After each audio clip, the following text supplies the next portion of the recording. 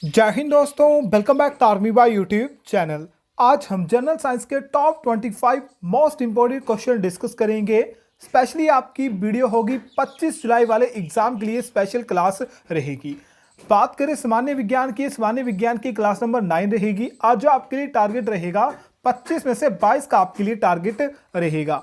यह आपका revision class रहेगी, तो आपको याद रखना है जो आपका 25 जुलाई को एग्जाम होगा, इस पर जितने भी वीडियो अब आपको आएंगी वो सभी की सभी आपके रिवीजन क्लासेस रहेंगी। चलिए स्टार्ट करते हैं सबसे पहले क्वेश्चन से। क्वेश्चन नंबर 1 है, किसी विलेन का पीएच मान यदि 7 से कम है तो वह विलेन होता है। यानी किसी का मान भी जो है पीएच मान जो है कहां से कम है, 7 से कम, यानी 6, 5, 4 है, तो वह क्या होगा? अम्लीय होगा, क्षारीय होगा, उदासीन होगा या फिर आवेशित होगा। बिल्कुल से जो भी दोस्त ऑप्शन नंबर ए बता रहा है बिल्कुल राइट आंसर रहेगा। अम्लीय यानी एसिड आपके होते हैं। क्वेश्चन नंबर 2 आपके सामने है, कोई विलेन क्षारीय होता है यदि उसका पीएच मान होगा। यानी कोई भी विलेन जो होगा, यानी कोई भी चीज होगी अगर क्षारीय होगी तो उसका पीएच मान जो है क्या होगा? 7 से कम होगा, 7 से अधिक होगा, 7 होगा या फिर 0 होगा।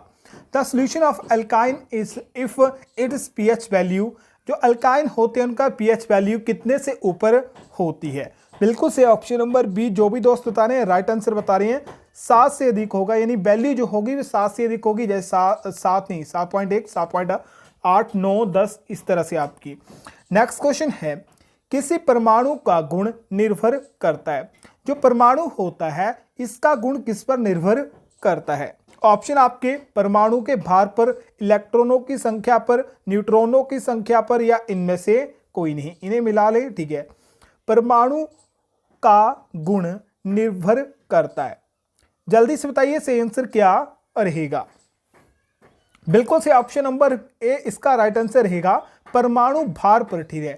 एटॉमिक वेट पर जो है परमाणु का गुण जो है निर्भर करता है।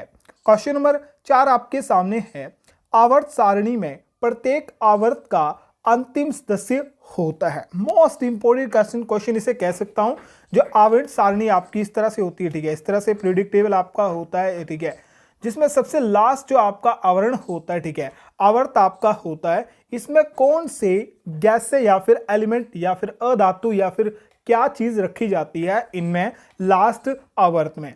इसमें आपके ऑप्शन है उपधातु, धातु, अधातु या फिर अक्रिय गैसें। अक्रिय गैसें को हम नोबल गैसेस भी कहते हैं, ठीक है, याद रखना है, इन्हें जो है नोबल गैसेस भी कहा जाता है। जल्दी से बताइए सी आंसर क्या रहेगा।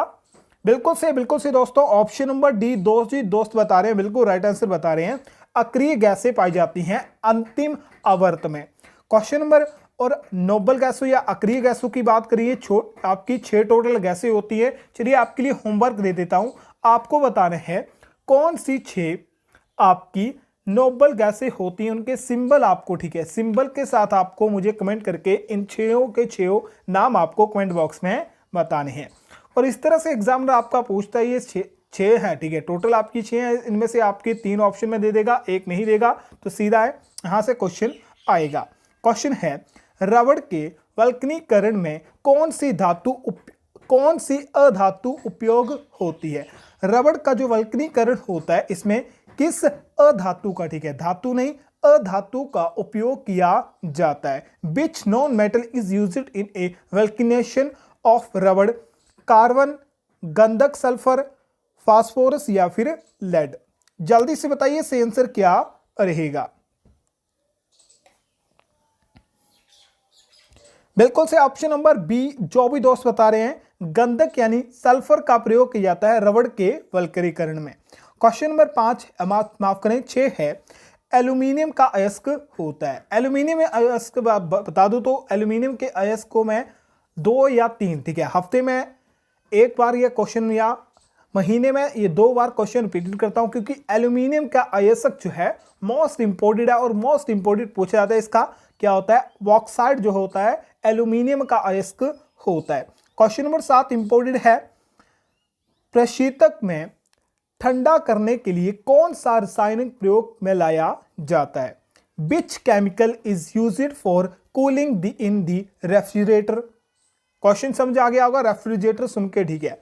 कूलिंग के लिए, रेफ्रिजरेटर में कूलिंग या फिर ठंडा करने के लिए किस रसायन का प्रयोग किया जाता है? अब आप ऑप्शन में तो पोगे CFC, ठीक है, CFC आपको पता है CFC जो होती है ये आपकी किसमें, रेफ्रिजरेटर यानी हमारे फ्रिज में यूज की जाती है, पर ये हमारे ओजोन परत को हानि पहुंचाती थी, इसलिए जो है अब जो है वर्तमान में CFC का प्रयोग नहीं किया जाता। हो सकता है ऑप्शन आपको CFC देखने को मिल जाए, पर मैक्सिमम चांस है आपको नहीं देखने को मिलेंगे। तो जल्दी से बताइए, ऑप्शन आपके सामने है CO, CO2, द्रव NH3 जिसे अमोनिया कहते हैं, या फिर OO2। तो जल्दी से बताइए, क्लोरोफ्लोरोकार्बन आपका नहीं होगा, ठीक है। तो रेफ्रिजरेटर में कूलिंग के लिए किसका प्रयोग जाता है? द्रव NH3 का प्रयोग किया जाता है। बिल्कुल से बहुत स्टूडेंट ने इसका सही आंसर बताया है, अमोनिया का प्रयोग किया जाता है। क्वेश्चन नंबर 8 है, निम्न में से सबसे अच्छा ऑक्सीकरण कौन सा है? निम्न में से सबसे अच्छा ऑक्सीकरण कौन सा है? Which of the following is the best oxidation, L2, Cl2, F2 या फिर Br2? जल्दी से बताइए सही आंसर क्या रहेगा। निम्न में से सबसे अच्छा ऑक्सीकरण कौन सा है? बिल्कुल से ऑप्शन नंबर सी, जो भी दोस्त बता रहे हैं राइट आंसर बता रहे हैं, F2 जो होता है सबसे अच्छा ऑक्सीकरण होता है। क्वेश्चन नंबर 9 है, सबसे प्रबल अपचायक कौन सा है? अब पहली बार क्वेश्चन हो सकता है सुना हो, पर क्वेश्चन इंपोर्टेंट है। सबसे प्रबल अपचायक कौन सा है? स्ट्रॉन्गेस्ट रिड्यूसिंग, ठीक है, agent, which is the strongest reducing agent, LICANA या फिर Mg? जल्दी से बताइए सही आंसर क्या रहेगा दोस्तों। तो इसका राइट आंसर रहेगा लिथियम, यानी ऑप्शन नंबर ए, Li यानी लिथियम जो होता है ये सबसे प्रबल अपचायक यानी स्ट्रॉन्गर रिड्यूसिंग एजेंट होता है। क्वेश्चन नंबर 10 है, लोहे का अयस्क है आयरन और इज हेमेटाइट, मैग्नेटाइट, सिडरेराइट या उपभोक्ता सभी? इनमें से लोहे का अयस्क कौन सा है? ऑप्शन आपके सामने है। तो ऑप्शन नंबर डी इसका राइट आंसर रहेगा हेमेटाइट, मैग्नेटाइट और सिडेराइट जो होता है ये तीनों के तीनों लोहे के अयस्क होते हैं। क्वेश्चन नंबर 11 है, परमाणु ऊर्जा संयंत्र में शीतलक के रूप में किस गैस का प्रयोग किया जाता है? फिर से कूलिंग की बात हो रही है, तो परमाणु ऊर्जा जो संयंत्र होते हैं, पावर स्टेशन आपके या फिर प्लेनेट होते हैं, उनमें शीतलक यानी कूलिंग के लिए कौन सी गैस प्रयोग की जाती है? What gas is used as coolant in nuclear power planet? Helium, hydrogen, chlorine या फिर अमोनियम? चलिए जल्दी से आंसर बताइए, सही आंसर क्या रहेगा। परमाणु ऊर्जा संयंत्र में शीतलक के रूप में किस गैस का प्रयोग किया जाता है? बिल्कुल से ऑप्शन नंबर ए इसका राइट आंसर रहेगा, हीलियम का प्रयोग किया जाता है।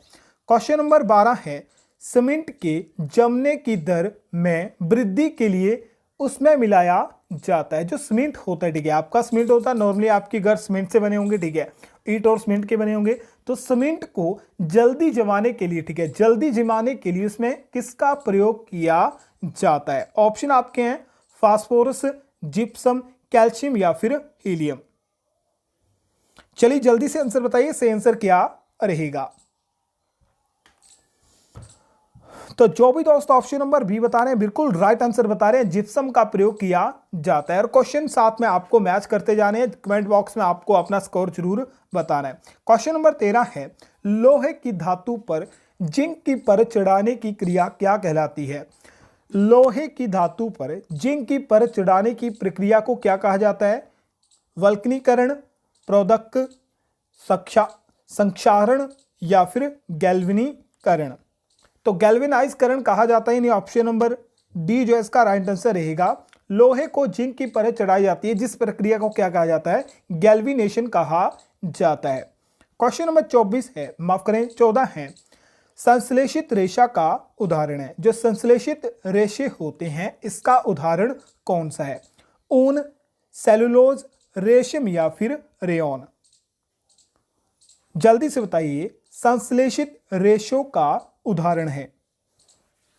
तो जो भी दोस्त ऑप्शन नंबर डी बता रहे हैं बिल्कुल राइट आंसर बता रहे हैं। रेयॉन जो होता है संश्लेषित रेशो का उदाहरण होता है। क्वेश्चन नंबर 15 है, नीला थोथा का रासायनिक नाम क्या है?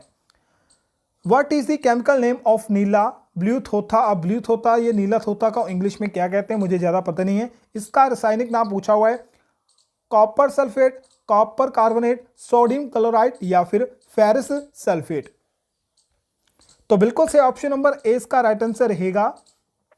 कॉपर सल्फेट जो होता है नीले थोथे का रासायनिक नेम होता है। चलिए आपको एक और क्वेश्चन होमवर्क में दे देते हैं, आपको कमेंट बॉक्स में बताना है नीला थोथा जो होता है इसका रासायनिक सूत्र जल्दी से कमेंट बॉक्स में कर दीजिए, देख लेते हैं किसमें कितनी तैयारी है। ठीक है, किसकी कितनी तैयारी है सामने आपका पता लग जाएगा। क्वेश्चन नंबर 16 जल्दी से पढ़िए। भौतिक परिवर्तन का उदाहरण है। भौतिक परिवर्तन का उदाहरण है। What is the explain of the chemical change, यानी माफ करें फिजिकल चेंज। फिजिकल चेंज का उदाहरण कौन सा है? दूध से दही बनना, किण्वन, जल का बर्फ में बनना, उपभोक्ता सभी। तो भौतिक परिवर्तन पूछा हुआ है, दूध मां बनना। ठीक है, दूध का दही बनना ये तो रासायनिक परिवर्तन हो गया। किण्वन भी एक प्रकार की क्या रासायनिक प्रक्रिया आपकी हो सकती है। और आपका जो जल से बर्फ, ठीक है, जल से बर्फ बना, फिर पानी बना, फिर बर्फ, माफ करें, फिर जल बना, फिर बर्फ बना, फिर जल बना, फिर बर्फ बना, तो ये क्या प्रक्रिया हुई? ठीक है, ये भौतिक प्रक्रिया आपकी हो गई, यानी ऑप्शन नंबर सी इसका राइट रहेगा। दूध से दही बनना उदाहरण है, बता चुका हूं। दूध से दही बनना जो है ये आपकी क्या क्रिया होती है? रासायनिक परिवर्तन आपका होता है। क्वेश्चन नंबर 18 है, वह कारक जो स्वयं अपरिवर्तित रहकर अभिक्रिया के वेग को परिवर्तित करता है कहलाता है। क्वेश्चन इंपोर्टेंट है, वह कारक जो स्वयं अपरिवर्तित रहकर अभिक्रिया के वेग को परिवर्तित करता है कहलाता है उत्प्रेरक, बायोमास, प्रणोदक या फिर लवण। जल्दी से बताइए से आंसर क्या रहेगा? तो इसका से आंसर रहेगा ऑप्शन नंबर ए, उत्प्रेरक जो होता है। ठीक है, उत्प्रेरक जो होता है ऐसा कारक होता है जो स्वयं अपरिवर्तित रहता है, ठीक है, अपरिवर्तित रहकर अभिक्रिया के वेग को परिवर्तित कर सकता है। क्वेश्चन नंबर 19 है, प्राकृतिक गैस जो सीएनजी आपकी होती है इसमें मुख्यतः होता है नेचुरल गैस, सीएनजी, मेनली। ठीक है, मेनली इसमें कौन सा कंपोनेंट होता है? मीथेन होती है, ब्यूटेन होता है, प्रोपेन होता है या फिर ऑक्टेन होता है। तो सीएनजी में मुख्यतः कौन सी गैस पाई जाती है? जल्दी से कमेंट बॉक्स में सी आंसर बताइए। बिल्कुल से ऑप्शन नंबर ए जो भी दोस्त बता रहे राइट आंसर रहेगा मीथेन, यानी CH4।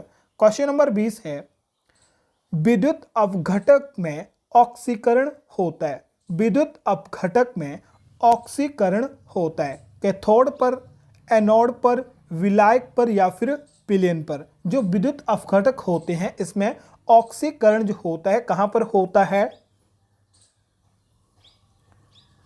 तो एनोड पर होता है, यानी ऑप्शन नंबर 20 का राइट रहेगा। क्वेश्चन नंबर 21 है, सौर मंडल का सबसे बड़ा ग्रह कौन सा है? Which is the largest planet in the solar system. तो सोलर सिस्टम का सबसे बड़ा ग्रह कौन सा है? शनि, पृथ्वी, बृहस्पति या फिर वरुण। बिल्कुल से ऑप्शन नंबर सी का राइट आंसर रहेगा। बृहस्पति जो होता है सबसे बड़ा ग्रह है, ठीक है, आकार में भी। नेक्स्ट क्वेश्चन है, ब्लैक होल का सिद्धांत दिया था। The theory of black hole was given by S Chandrashekhar, Newton, CV Raman या फिर केपलर द्वारा। जल्दी से बताइए, क्वेश्चन इंपोर्टेंट है। हाल ही के 2020 में, ठीक है, 2020 में जो है ब्लैक होल जो है आपका कुछ ज्यादा ही, ठीक है, पॉपुलर रहा था। तो यहां से क्वेश्चन बन सकता है, जाके आपको ओलंपिक याद रखने हैं। ओलंपिक से आपके क्वेश्चन मुझे लगता है, ठीक है, 25 जुलाई और 23 जुलाई, ठीक है, 23 जुलाई को ओलंपिक स्टार्ट होंगे, 25 को आपका एग्जाम होगा। तो मैक्सिमम चांस है ओलंपिक से आपका एक क्वेश्चन पूछेगा, ठीक है।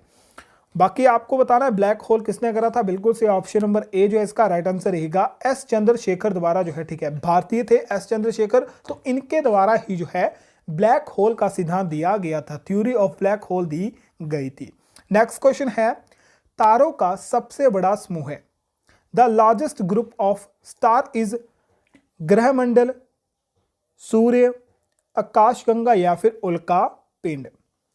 अगर यहां से क्वेश्चन आपका कुछ इस तरह से पूछ सकता है कि पृथ्वी के सबसे नजदीक ग्रह, माफ करें, पृथ्वी के सबसे नजदीक सबसे बड़ा, ठीक है, सबसे बड़ा और नजदीक तारा कौन सा है, तब तो आपका सूर्य आंसर रह सकता है। ठीक है, सूर्य आंसर रह सकता है क्योंकि पृथ्वी से सबसे निकट ग्रह, माफ करें, निकट तारा जो है आपका सूर्य, और सबसे बड़ा भी सूर्य है। ठीक है, पृथ्वी से निकट बात हो रही है।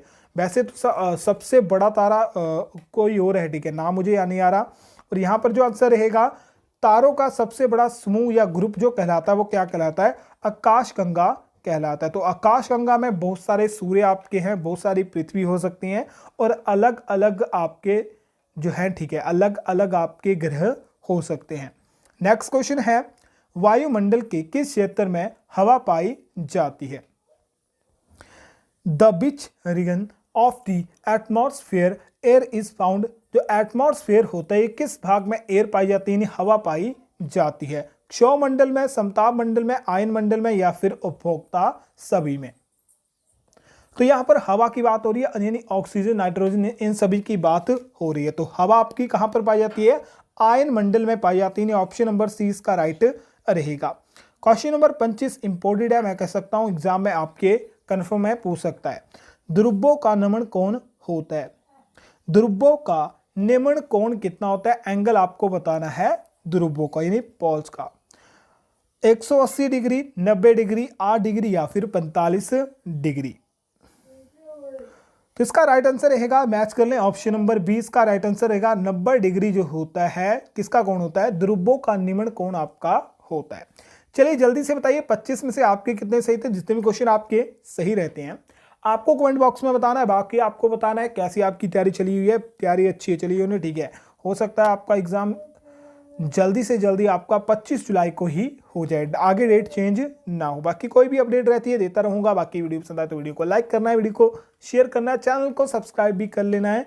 मिलते हैं एक और शानदार वीडियो में। जय हिंद, जय भारत।